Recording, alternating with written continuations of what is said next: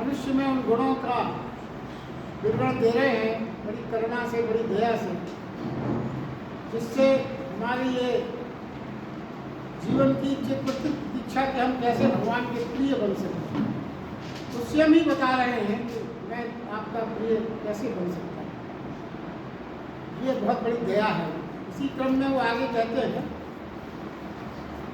कोई चिंता ना करता, चिंता ना करता, यानी चिंता कौन नहीं करेगा? चिंता वही प्राणी नहीं करेगा जो ना अतीत में उलझा और ना भविष्य में उलझा। जो अतीत में उलझेगा, जो भविष्य की चिंता में उलझेगा, वो निश्चित चिंता करेगा, क्योंकि अतीत में कुछ ऐसी घटनाएं जीवन में घट जाती हैं जिसके लेकर हम चिंतित रहते हैं कि हमारा वर्तमान न खराब हो जाए। और भविष्य की चिंता ये रहती है कि भविष्य में क्या होगा, क्या होगा, कैसे क्या होगा, इसकी चिंता। तो चिंता मुक्त वही होगा जो अतीत में उलझा न हो और भविष्य में उलझा न हो।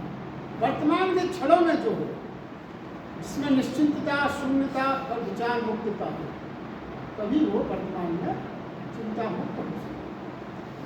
वो कहते हैं आगे, जो न कामना करता हो, न शुभ और अशुभ कर्मों का फल का त्यागी हो। कामना ना करता। कई बार अपन ने इस बारे में चर्चा की है पिछले अध्याय में कि मनुष्य की जो सारी दौड़ है और सारा जो मनुष्य की जो तनाव का कारण है, उस मात्र कारण है कि हम कामनाओं से कभी नहीं हैं।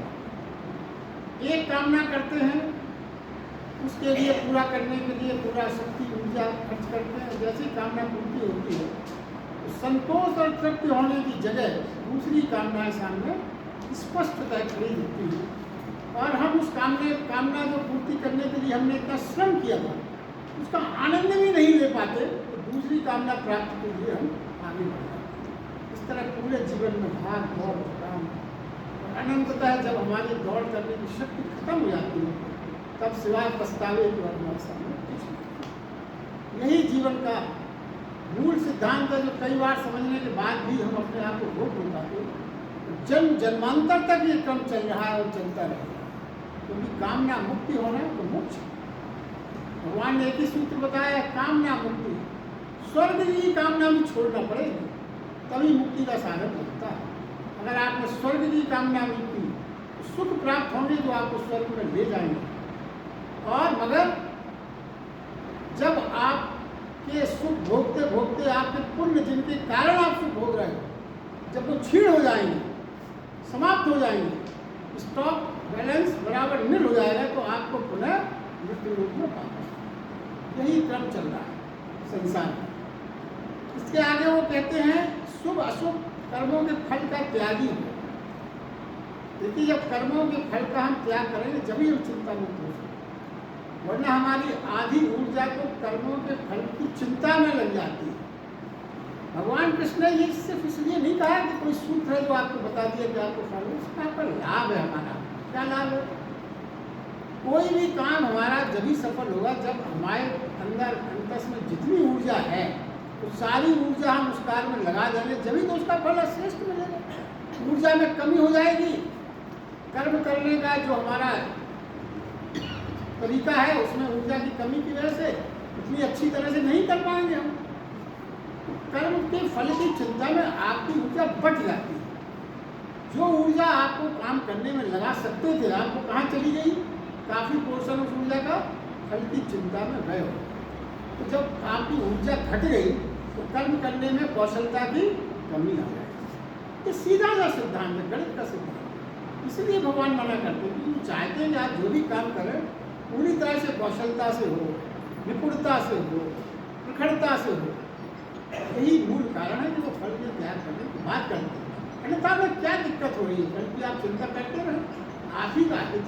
इसलिए वो सिद्धांत उन्होंने बनाया है। क्या है? जब शुभ अशुभ का कर्म आप की फल आप जब ही छोड़ सकते हो, जब सब कुछ आप परमात्मा पर छोड़ सकें, वो ही करवाता है। यह युक्त पुरुष मुझे प्रिय है। ऐसा जो सोचता है सारे काम प्रभु ही करवा रहे हैं, तो इस तरह की युक्ति से सोचता है, तो भगवान कहते हैं ऐसा पुरुष मुझे प्रिय है। ये के लक्षण उन्होंने बताया। जिसने जो पुरुष शत्रु और मित्र में, मान और अपमान में सम है, सुख दुख में सम है, आसक्ति रहे था, वह पुरुष मुझे प्रिय है। अब देखिए, अब आप कह सकते हैं कि शत्रु और मित्र में और सम होना, ये इसका क्या तात्पर्य? इसका एक मूलभूत सिद्धांत जो भगवत गीता में आगे भी आएगा, वो ये कहते हैं कि राग से मुक्त होना ही वैराग्य है। अब राग क्या है? राग, जब तक आपके अंतस में राग रहेगा, जब तक आप सुख की तलाश दूसरों में करते हैं। बड़ा सीधा सा सिद्धांत है, भगवत गीता समझने में बड़ी कठिनाई लगती है, और आप इसके मूलभूत सिद्धांतों को थोड़ा सा भी समझ लें। देखिए, जब तक हम अपने आनंद, अपने सुख को दूसरों में तलाशेंगे, जब तक आप दूसरों में तलाशेंगे तो क्या होगा? जिससे आपको सुख तलाशेंगे, उससे अगर आपको क्षणिक सुख प्राप्त भी हो गया, तो फिर क्या होगा? उससे आपको राग हो जाएगा। क्यों राग हो जाएगा? कि वो आपको सुख दे रहा है, वो आपको सुख दे रहा है।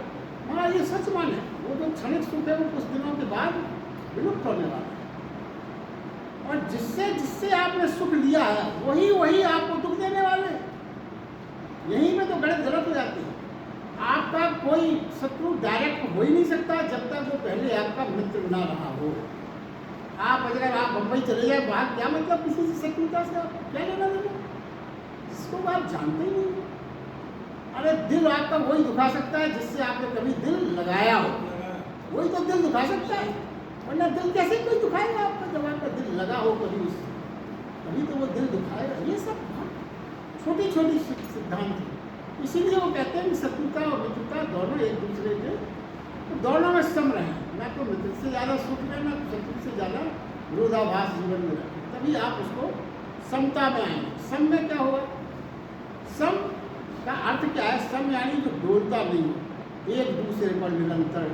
हम और आप क्या है, आगे 13वें अध्याय में आएगा, ब्रह्मचारिणी, अभी ब्रह्मचारिणी भक्ति का, और वो उन्होंने कहा अब ब्रह्मचारिणी भक्ति होना चाहिए। अब ब्रह्मचार क्या है? ब्रह्मचार मनुष्य में भक्ति का मतलब उन्होंने ये तात्पर्य बताया है कि हमारा मन सर्वदा ब्रह्मचार में रहता है। क्या? मन कई जगह दौड़ता है, कभी धन की ओर दौड़ेगा, कभी यश की ओर दौड़ेगा, कभी पद की ओर दौड़ेगा, कभी मोक्ष की ओर दौड़ेगा, कभी सुख की ओर दौड़ेगा, कभी अशांति, कभी घृणा, कभी बैर। हमारा मन बटा हुआ है और तरह तरह से पल पल में बदलता ही रहता है। सुबह को, शाम को, इधर दौड़ा उधर दौड़ा। तो जब जो मन अनेकों चीज़ों में दौड़ता, वही तो व्यभिचार है। क्या है? हमारे दिमाग में व्यभिचार की बड़ी संकुचित परिभाषा है। व्यभिचार ये भी है, यदि आपका मन कई डायरेक्शंस में जा रहा है तो व्यभिचार। और भगवान ने आगे ये कहा है, अब ब्रह्मचारिणी भक्ति वो है जब आपका मन एक डायरेक्शन में रहता है। आपकी चिंतन, आपकी दौड़, आपकी श्रद्धा सिर्फ और सिर्फ परमात्मा की ओर, एक चिंतन में, एक भक्ति में क्या है? जो जिनके भक्ति आपने देखा, मीरा को, राजा को भी, और जो उनके दिमाग में कुछ और था ही नहीं। जो पति के सामने भी कह सके मेरा तो गिरधर गोपाल दूसरा न, उसको पति के सामने वो कृष्ण भगवान को जो पति उसे किसी की चिंता। ये भक्ति का गुण रूप है।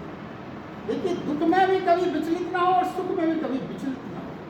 हम सोचते हैं कि दुख में विचलित होता है आदमी, ना, सुख में भी विचलित होता है। सुख में भी कभी कभी इतना उद्विग्न हो जाता है, इतनी तेज आ जाती है कि लोगों का हार्ट अटैक तक हो जाता है। इसलिए कई जो दिल के कमजोर होते हैं, उनको बहुत बड़े दुख की घटना और बहुत बड़े सुख की घटना डायरेक्ट बताना प्रतिबंधित है। ना तो वो एकदम से बड़ी खुशी को सहन कर पाते, ना बड़े गम को सुख सहन कर पाते। एक थी परिवार था, उसमें पति के नाम की लॉटरी लग गई 50 लाख। टिकट था पत्नी के पास। अब पत्नी ने वो पेपर में मिलाया कि ये तो 50 लाख की लॉटरी लग गई। अब उसने वो पति गए थे घूमने, थोड़ा घूमने का उनको आगे डायरेक्ट बता दिया कि 50 लाख की तुम्हारी लॉटरी रही, ये तो निपट जाएगी। उसने सोचा क्या करें, तो वो गए एक पादरी, क्रिश्चियन परिवार मामले में था, तो पास में चर्च था। पादरी बोला ये सब संकट का समय पादरी जी महोत्सव से सलाह नहीं लिया। पादरी लगा नहीं चिंता मत करो, मैं चलता हूँ, मैं उसको धीरे धीरे धीरे धीरे बताऊंगा। 2-4 लाख से शुरू करूंगा, फिर 50 लाख तक किसी तरह लाऊंगा। तो पादरी ने अपनी कहानी शुरू की 50,000 से, जो नहीं यार हमने सुना ऐसा ऐसा करके वो धीरे धीरे 10 लाख ही तक आ पाया। जैसे ही उसने 10 लाख कहा तो वो जो सज्जन थे उसको वो बोले, अगर मेरी 10 लाख की लॉटरी वास्तव में लग गई हो तो 5 लाख रुपये आपको दे दूंगा। इतना सुन के पादरी साहब को ऑर्डर कर, पादरी साहब पादरी साहब ने पढ़। आप बताइए, ये जो है मनोदशा, ये इसलिए बताया गया कि सुख और दुख में विचलित ना, वो मुझे प्रिय है जो सुख और दुख दोनों में विचलित ना, इतना अपने ऊपर कंट्रोल हो। छोटी छोटी घटनाएं हैं, आपको इसलिए बताई जाती हैं कि आप उसको आध्यात्मिकता से, सरलता से जोड़ सकें। आगे भगवान कृष्ण कहते हैं जो निंदा स्तुति में को समान समझने वाला मननशील है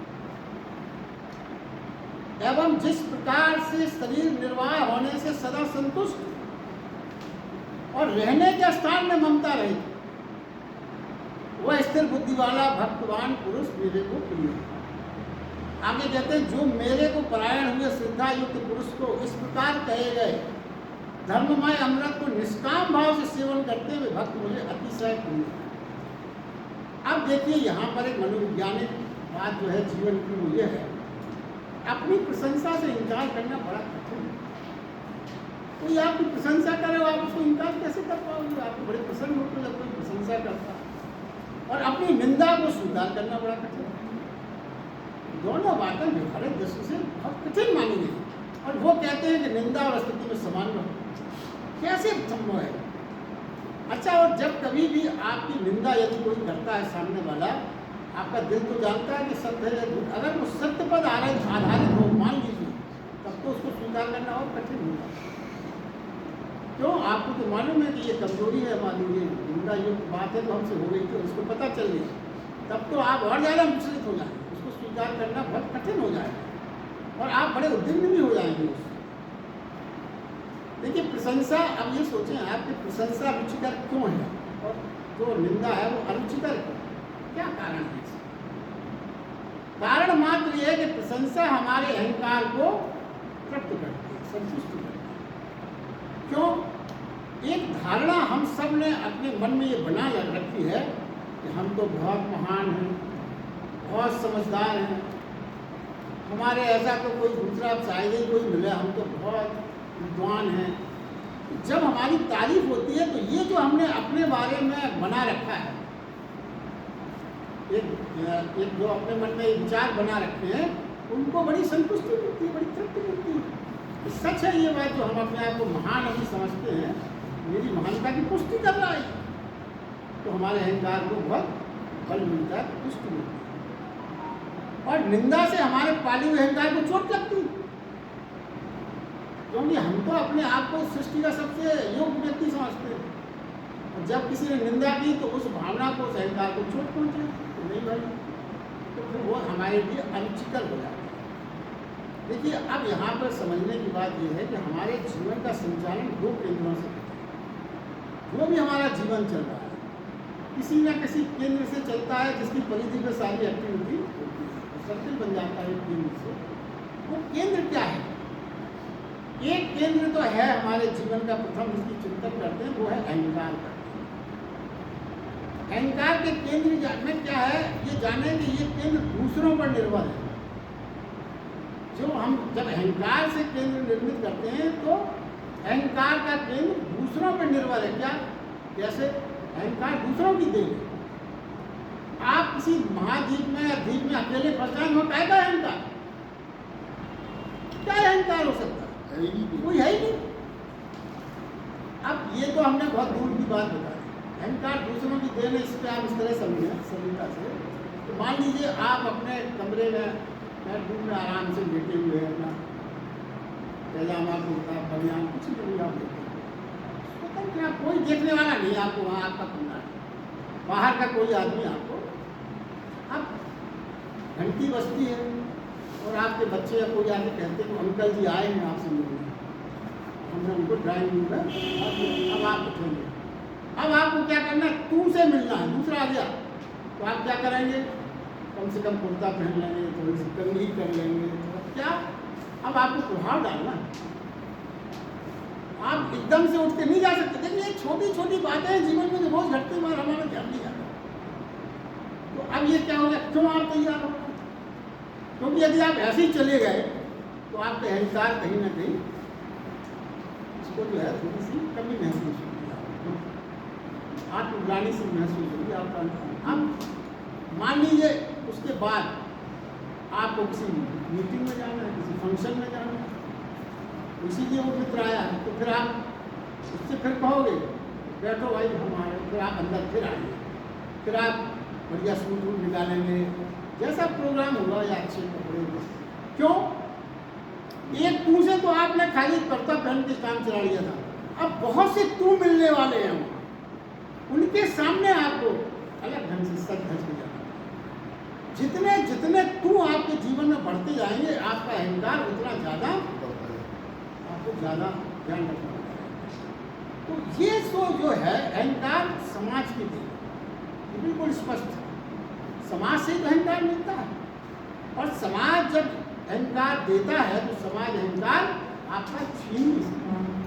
क्योंकि दूसरों के ऊपर डिपेंड हो गया, कब दिया कब छीन लिया उसको। तो जो आपकी स्तुति करता था कभी वो आपकी निंदा भी कर सकता है, इसके लिए तैयार रहना चाहिए। और राजनीति में तो ये प्रत्यक्ष अपन रोज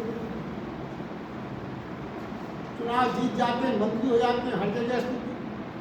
और अगर चुनाव हार गए, मंत्री पद हार गया, तो झोला लिए निरंजनपुर सब्जी मंडी में वो भी मिल जाएगी आपके सामने, वो भी आलू का खास क्या करना हो, वो मंत्री जो कहीं जिनकी झलक पाने के लिए आपको बड़ी मुश्किल जाती थी, साइलेंट बसता हुआ एक गाड़ी आ रही है पीछे, एम्बुलेंस पीछे, क्या औकात रहेगी। इसी समाज ने उनको अहंकार दिया था, इसी समाज ने अहंकार। तो इसके लिए ही वो कहते हैं निंदा और स्तुति में सम रहो, तो फिर आपको कोई कष्ट नहीं। देखिए बहुत छोटे छोटे से सिद्धांत हैं जो जब हम सुनते हैं तो हमको लगता है कि सच्चाई तो यही है, मगर हम व्यवहारिक जीवन में उसको काटने में थोड़ा सा हमको दिक्कत, क्योंकि वो इतनी आदत पड़ गई है उस ढंग से जीने की, मगर इसलिए हमें उसका बड़ा महत्व है। वो आदत से अगर हम बच जाएं। और दूसरा देखिए, एक केंद्र अहंकार का होता है, दूसरा केंद्र जीवन का जो बनाया जा सकता है, बनता है, बनना चाहिए, वो परमात्मा द्वारा। जो भक्त है, साधक है, प्रभु की खोज में लगा है, वो ये चिंता फिक्र छोड़ देता है कि दूसरे क्या कहेंगे और क्या कहेंगे, क्या करेंगे, कोई मतलब नहीं। जब आपने परमात्मा को अपना केंद्र बना लिया, किसी जो प्रभु की खोज में लग गया, उसे किसी बात की चिंता नहीं है, आपकी ना किसी की, ना दुनिया की, ना संसार की, ना समाज की।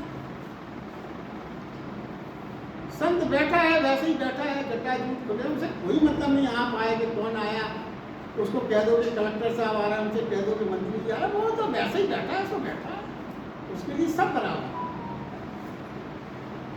ये जो केंद्र है, ये किसका केंद्र हो गया? परमात्मा का केंद्र। तो उसकी खोज, उसकी क्या खोज है? ऐसे जो परमात्मा को बनाता, उसकी खोज दुनिया में किसी चीज़ की नहीं है, सिर्फ स्वयं की खोज है। वो सिर्फ ये जान जाता है कि मैं कौन हूँ, बस इतनी ही खोज उसकी, और कोई खोज नहीं है। दुनियादारी की खोज से उसे फिर कुछ लेना देना नहीं होता। वो निंदा स्थिति में वही सम हो पाता है जो परमात्मा को केंद्र बना के चलता है, जो दूसरों के मंतव्य से अपने को दूर हटा लेता है। उससे कोई मतलब नहीं, उस बात की फिक्र नहीं करता कि हमारे बारे में दूसरे क्या मंतव्य रखते हैं, क्या कहते हैं, क्या बात हो रही है हमारे बारे में, इसकी कोई चिंता नहीं है। और नेता लोग तो हर पल इस बात की चिंता रखते हैं, फला मोहल्ले में, फला समाज में हमारे बारे में क्या कहा जा रहा है, कौन क्या कह रहा है, इसी चिंता में तो उनका जीवन है।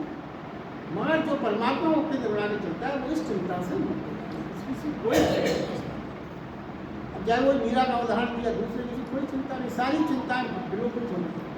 और जब आप इस तरह के भाव में रहोगे तो अहंकार तो अपने आप आपका ढल जाएगा। अहंकार कहते हैं, अहंकार शून्यता अपने आप हो जाती है। अहंकार दूसरों के सहारे के बिना खड़ा नहीं हो सकता, सीधा सा सिद्धांत जो आपको सही तरह से बताया गया। अहंकार दूसरों के सहारे के बिना खड़ा ही नहीं हो सकता। झूठ दूसरों के सहारे ही खड़े होते हैं। जीवन में आपने अनुभव किया होगा, जब झूठ को खड़ा करना है तो आपको दूसरों का सहारा लेना पड़ता है, गवाही दिलवाना पड़ती है, कई लोगों को अपने में मिलाना पड़ता है जो आपकी झूठ में हाँ में हाँ मिला दे, पूरा प्रबंधन करना पड़ता है। झूठ बोलना या झूठ को सत्य करना बड़ी कला है, बहुत बड़ी। पूरा सारे संसार में इस कला में एक से पारंगत नहीं है। लाखों रुपए पैसे में कमा रहे हैं वकील लोग, क्या यही तो कर रहे हैं, झूठ को सच बनाने की कला। ये कला इसी कला से तो उनका सब काम धंधा चल रहा है, रोज अपन देखते हैं। और सत्य क्या है? सत्य स्वयं के सहारे खड़ा रहता है, किसी भी तरह से अपने सहारे खड़ा हो सकता है सत्य। इसलिए धर्म अकेले भी हो सकता है, सत्य चूंकि अकेले खड़ा हो सकता है तो धर्म अकेले भी हो सकता है। राजनीति अकेले नहीं हो सकती,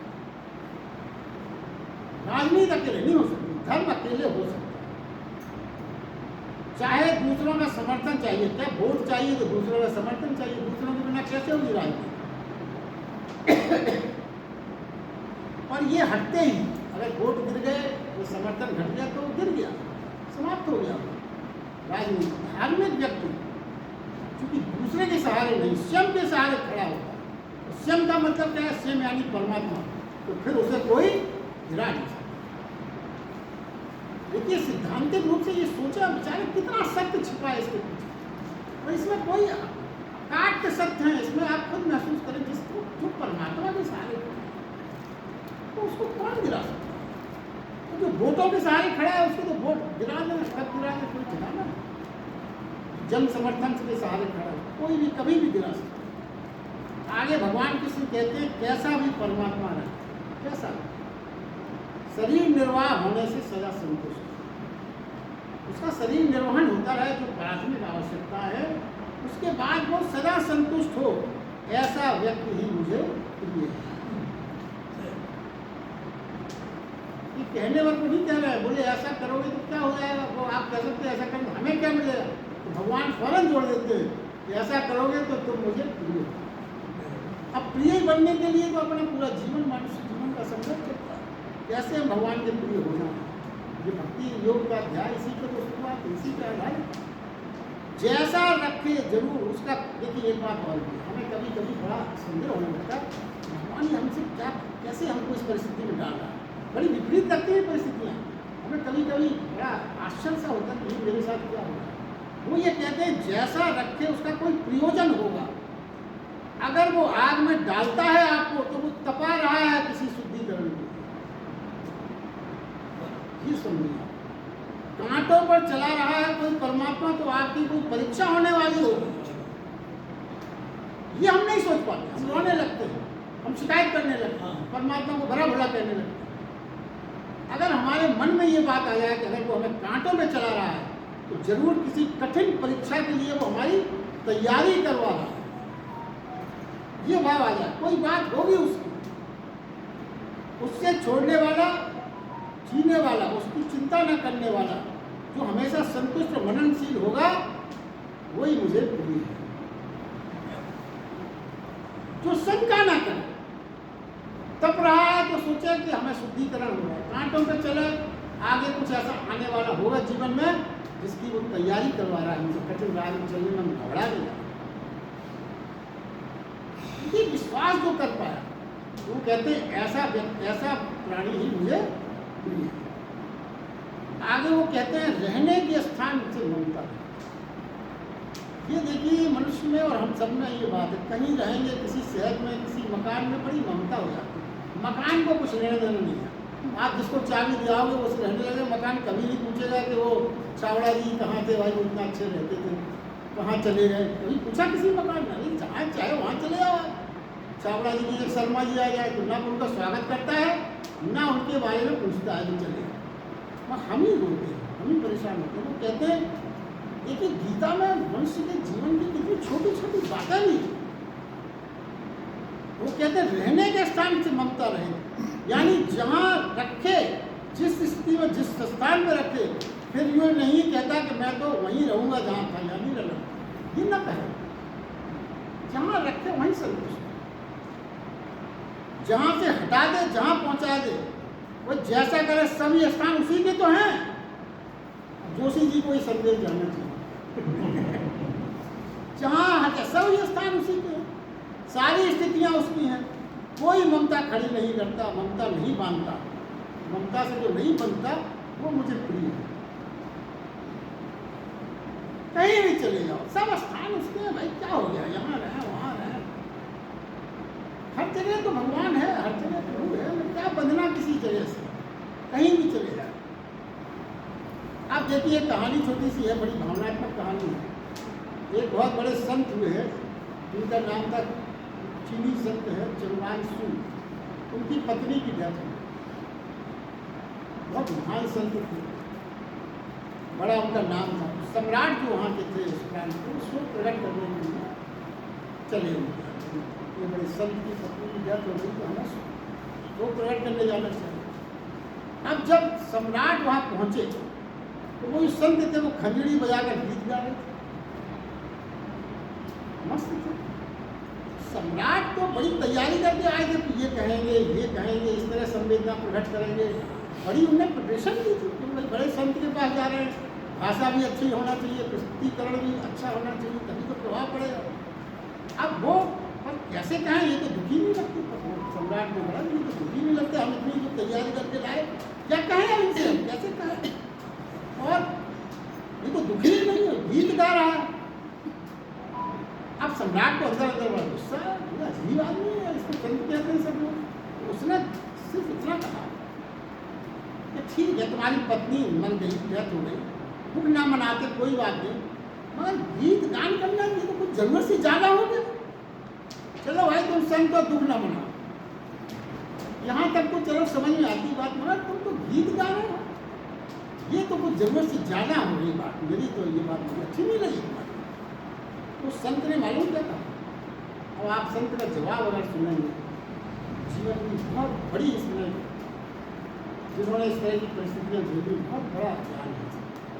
वो कहते हैं मेरी पत्नी मर गई, मैं सुख मना रहा, परमात्मा ने उसे मेरे पास भेजा था संसार को जानने के।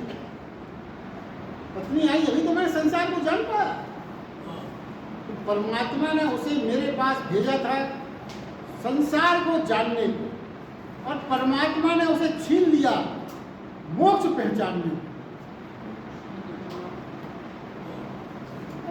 देखिए वह मेरा संसार थी, स्वीकार करते हैं, उसके साथ ही मेरा संसार खो गया। वह मेरा संसार थी, मगर उसके जाने के साथ ही मेरा संसार खो गया। परमात्मा की बड़ी कृपा है, उसने संसार दिखाया भी और छीन भी लिया। व्यर्थता का अनुभव जभी तो होगा जब आप कोई चीज भोग लें, कई बार करने से तो परमात्मा की बड़ी कृपा है कि उसने संसार मुझे दिखाया भी और फिर संसार मुझसे छीन भी लिया। हमको हर हालत में लाजमी है। वो कहते हैं लोग मुझसे कहते थे, जब वो पत्नी के साथ रहते थे तो लोग कहते हैं कि लोग मुझसे ये कहा करते थे कि तुम संत हो, छोड़ दो पत्नी को, भाग जाओ, छोड़ दो संसार से, अलग हो जाओ, वैराग्य ले लो सब चीज। तो मैंने कहा परमात्मा जब छुड़ाना चाहेगा छुड़ा लेगा, मैं तो राजी हूं, ऐसे ही राजी हूं सब। आगे वो कहते आखिर मेरी बात सच निकली, परमात्मा ने उसे उठा लिया। मैं कहता ना जब उसे उठाना उठा ले, छीनना वो छीन ले, मैं क्यों भागूं। अब मेरी जो बात है वो सच निकल रही है। परमात्मा पत्नी ने मुझे जीवन के अनुभव दिए, सुख और दुख में दोनों के अनुभव से मुझे कराए। मैं उसे धन्यवाद ना दूं, उसका अनुग्रह न मानूं, गीत गाकर उसे विदा न करूं। जिसने मेरे ऊपर इतने अनुग्रह दिए, जिसने जीवन का सुख और दुख मुझे दिया, उसको मैं गीत गा के विदा न करूं। मैं तो परमात्मा के लिए धन्यवाद के गीत गा रहा हूं। ये जो मैं गीत गा रहा हूं परमात्मा को धन्यवाद दे रहा। पत्नी को छोड़कर यदि मैं भाग जाता, जैसा संसार कह रहा था, तो ठीक नहीं लगता, बात अधूरी रह जाती, कच्ची रह जाती, हमारी समझ नहीं है पूरी हो पाती, इसलिए तुमने उठा। अब मैं कोरा आकाश हो गया पत्नी जाने के बाद, मैं कोरा आकाश हो गया, पत्नी के साथ पूरी गृहस्थी विलीन हो गई। यह तेरी बड़ी अनुकंपा है। ये अद्भुत भाव है। संतों की वाणी में कितने रहस्य जीवन में छिपे हुए हैं। भगवान कृष्ण देखिए, अब इतना तो भगवान कृष्ण ने बता दिया। अब ये अध्याय के अंतिम चरण में अपन सारे उन्होंने गुण बता दिए कि ये प्रिय, ये करो, ये करो, ये करो, और लास्ट में एक ऐसी चीज आपको जोड़ने जा रहे हैं कि सब खेली उल्टा हो जाता है। क्या है कहते हैं वो? निष्काम भाव से भक्ति। अंत भगवान किस कहते हैं? वह जो प्रभु प्रेम का मार्ग है, आनंद की प्रक्रिया है, इस अमृत को भी जो निष्काम भाव से सेवन करता है वो मुझे अतिशय प्रिय है। यानी जो कुछ भी गुण बताए हैं उसको भी आप अगर करो तो वो भी निष्काम भाव से हो। प्रभु को पाने की जो कामना है वो भी उसमें छिपी है। यदि हम वह सब कर रहे हैं जो कहा गया है, जो कहा है उन्होंने, यदि हम सब कुछ कर भी रहे हैं, फिर भी यदि उसमें फल की इच्छा जुड़ गई तो यह वासना और सौदा का रूप होगा। बहुत सूक्ष्म है, मतलब जरा भी इसको आप कायदे से समझो तो बिल्कुल लगता है पूरी पॉइंट बात तो कह रहे हैं। वो कहते हैं फल की इच्छा यदि जुड़ गई, जो जो मैंने कहा है वासना और सौदा हो जाएगा। क्योंकि यदि भाव होगा, क्या भाव हो जाएगा? हमने ये सब गुण पा लिए हैं, अब मिल जाओ, ये भाव आ जाएगा। जो जो गुण आपने भक्ति योग में बाद में अध्याय में बताए थे सब मैंने पा लिए हैं, अब मिलो आके मुझसे, सब कर लिए, सब कर लिए। तो क्या आ गया? सूक्ष्म अहंकार कर गया, सौदा हो गया, सौदेबाजी। यही तो सौदेबाजी। वो कहते हैं, इसलिए भगवान ने अंतिम शब्द जोड़ दी कि भक्त भाव के सारे लक्षण निष्काम भाव से हो। भक्ति के लक्षणों का आनंद इस दृष्टि में परमात्मा मिलेगा अवश्य, लेकिन मिलने की वासना रही तो बाधा उत्पन्न होगी। मिलेंगे जरूर, मगर यदि वासना रही मिलने की। अब भक्ति भाव के अवतरण में इस अध्याय के अंत में जो हमने समझा है, 3 बातें मुख्य, उनका अपन संक्षेप में उपसंहार के रूप में चिंतन करते हैं। पहली बात क्या है? भक्ति का अर्थ है सत्य को पाना। भक्ति का अर्थ है सत्य को पाना। और ध्यान रखें, जो अध्याय में कहा गया है, सत्य बुद्धि से नहीं हृदय से पाया जा सकता। बुद्धि से आप किसी सत्य को नहीं पा सकते। बुद्धि हमेशा अड़चन पैदा करती है। हृदय से पाया जा सकता है, विचार से नहीं, भाव से पाया जा सकता है। भक्ति हमेशा भाव से पाई जा सकती है, विचार करने से नहीं, चिंतन से नहीं, प्रेम से पाया जा सकता है। ज्ञान और चिंतन का काम नहीं है यहाँ, प्रेम से ही वो पाया जा सकता है। और भक्ति को पाने के लिए आक्रामक चित्त नहीं, ग्राहक चित्त नहीं, पुरुष चित्त नहीं, ये बाधा है। देखिए अब क्या है, ये ऐसा आक्रमण वाला नहीं कि हमने ये किया दो, ग्राहक चित्त नहीं कि हमने ये पैसा दे रहे या सामान खरीद रहे, ये ग्राहक चित्त कह रहा है, सौदेवा, ये सब नहीं। पुरुष चित्त भी नहीं, पुरुष को भी अहंकार रहता है, ऐसा चित्त चाहिए, स्तरण चित्त चाहिए। एक प्रियसी की तरह प्रभु को पाया जा सकता है, प्रियसी की तरह पाया जा सकता है, जहाँ आपके सारे भाव हृदय से ही जुड़े हो, कोई सौदेबाजी नहीं, कुछ नहीं, तभी आप प्रभु को पा सकते हो। और देखिए, और जो तीसरी बात कही है कि इस अध्याय में प्रभु को पाना हो तो त्वरा ज्वर बुखार नहीं चाहिए। त्वरा ज्वर बुखार क्या है? जो हमारे अंदर तरह तरह के विकार है, क्रोध, लोभ, मोह, ईर्षा, यही तो ज्वर कहे भगवान गीता की भाषा में, यही विकार ज्वर है जो अंदर हमारे रहते हैं। ये ज्वर नहीं होना चाहिए। क्या है? शांत निष्काम भाव, जो मूल बात है, शांत निष्काम भाव। जब सारे विचार खोज, चाह सब शून्य हो जाती, ना कोई चाह रही, ना कोई विचार रहा, ना कोई खोज रही, खोज भी समाप्त हो जाए, खोज में भी ना भटको आप। क्योंकि खोज में भटके हैं जितने लोग, जितने संत, अनंतर ने पाया कब? जब वो शांत होकर बैठ गए, जब उनको ये लगा कि अरे जिससे मैं खोज रहा था वो तो हमारी सबसे नजदीक, बुद्ध हो या कोई भी भगवान हो, जब पेड़ के नीचे बुद्ध भगवान बैठ गए तब उनको पता लग गया ये मैं कहाँ भटकता रहा। जब इतनी शून्यता आ जाए, सारी खोज बंद हो जाए, उस क्षण में एक घटना घटती है कि भक्ति रूपी अमृत की उपलब्धि हो।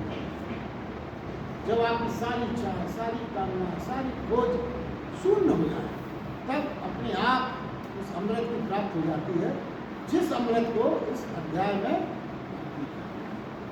ओम तत्सत 12वां अध्याय भक्ति योग 2 जय श्री कृष्ण।